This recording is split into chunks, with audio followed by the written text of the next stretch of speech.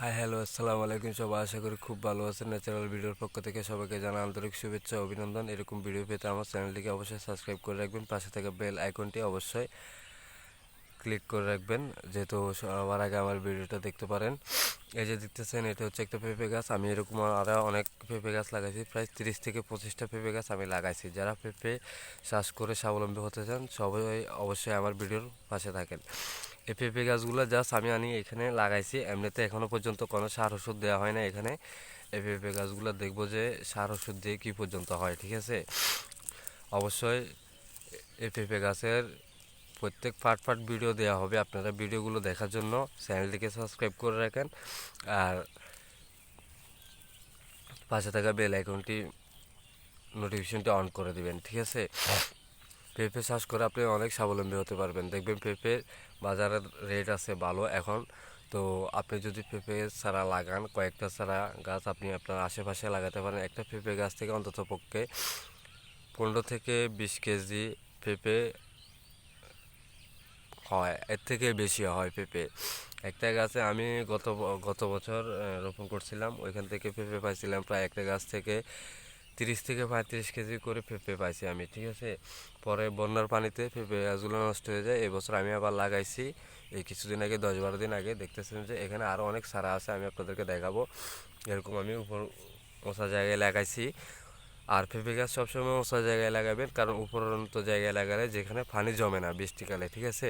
কারণ এই পেঁপে গাছে পেঁপে ধরতে 3 থেকে 4 মাস হয়তো আপনার কাছে লাগবে যে এটা খুব লং টাইম। আসলে লং টাইম না, এগুলো দেখতে দেখতে আপনার টাইমটা, আপনার সময়টা পাস হয়ে যাবে, ঠিক আছে। আপনি চাইলে পেঁপে গাছ লাগাইতে পারেন। তো এখানে আরও অনেক পেঁপে গাছ আছে, দেখা যাক আমার পেঁপে গাছগুলো কেমন হয়েছে। আপনারা যারা যারা পেঁপে চাষ করতে আগ্রহী, বা পেঁপে আপনি চাইলে সবজি হিসাবেও খেতে পারেন, আবার চাইলে আপনি ফল হিসাবেও খেতে পারেন, ঠিক আছে। পাকা পেঁপেও খেতে পারেন। আর পাকা পেঁপে বাজারে প্রচুর রেট আছে, ঠিক আছে। আপনি পেঁপেও চাষ করে বিক্রি করে খুব একটা ভালো আপনার চলে যাবে, ঠিক আছে, যদি আপনি পেঁপে চাষ করেন। তো দেখা যাক এই পেঁপেটা হলো দেশি পেঁপে, ঠিক আছে। আমি এগুলার বীজ ছিল আমার কাছে, বীজ থেকে আমি আবার চারা করছি, চারা করে এখানে রোপণ করছি, ঠিক আছে।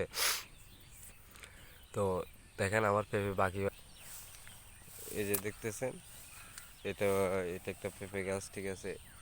এটা একটা পেঁপে গাছ, ঠিক আছে। এখানে আরও পেঁপে গাছ আছে। আমি এখানে জমিতে আরও কিছু চাষ করব, এই জন্য আমি মশা জায়গায় এখানে মরিচের চাষ করব। আর এই জায়গায় যে দেখতেছেন, এটাও পেঁপে গাছ, ঠিক আছে। এখানে প্রায় এরকম এখানে 30-35টা পেঁপে গাছ আছে, ঠিক আছে।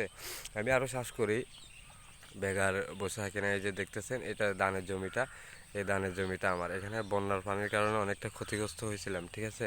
এখন মোটামুটি ইনশাল্লাহ ভালো আছি, সব কিছু ওকে আছে। এখানে পেঁপে গাছ আমি আরও লাগাইছি, দেখেন এই যে পেঁপে গাছ। এখানে এখানে প্রচুর পুরো এরিয়াতে পেঁপে গাছ আছে, ঠিক আছে। আর আমি এমনি সিম্পলি এখনও পর্যন্ত কোনো ভালো করে সবজি লাগাই নাই, লাগাবো। মনে করেন যে জমিগুলো একটু ফাঁকা আছে, লাগাবো। এই যে দেখতেছেন বরকটি, এগুলো বরকটিও লাগাইছি, ঠিক আছে। আপনারা পেঁপে চাষ করতে যারা আগ্রহী, ঠিক আছে, অবশ্যই পেঁপে চাষ করতে পারবেন। আর পেঁপে গাছ লাগাইলে আপনার তেমন একটা খাটনি নাই। যদি আপনি একবার লাগাই দেন, তারপর আপনি সার ওষুধ বা কীটনাশক ভালোভাবে ব্যবহার করেন, আপনি যদি সার ওষুধ কীটনাশক টাইম মতো ব্যবহার করেন, তাহলে আপনি পেঁপে চাষ করে অনেক লাভবান হতে পারবেন। আজকে এই পর্যন্ত ভিডিওটা, পরবর্তী নেক্সট ভিডিওতে দেখাবো আপনাদেরকে পেঁপে গাছ কতটুকু হয়েছে, কী পর্যায়ে কী করছি, এখানে কোন ধরনের কীটনাশক ব্যবহার করছি, সবগুলো আমি আপনাদেরকে নেক্সট ভিডিওতে দেখাবো, ঠিক আছে। এখন পেঁপের চারাটা দেখাইলাম যে কীরকমভাবে আপনারা পেঁপের চারাগুলো কোন জায়গায় লাগাবেন। সবসময় এমন জায়গায় পেঁপের চারাগুলো লাগাবেন যেখানে উঁচু জমি আছে, ঠিক আছে, যেখানে পানি জমে না, এইসব জায়গায় আপনি পেঁপের চারা লাগাবেন। তাহলে অতিরিক্ত টস টেনে পেঁপের চারাটা মারা যাবে না, ঠিক আছে। উপরন্ত জায়গায় লাগালে আপনার পেঁপের চারাটা একদম পারফেক্ট থাকবে।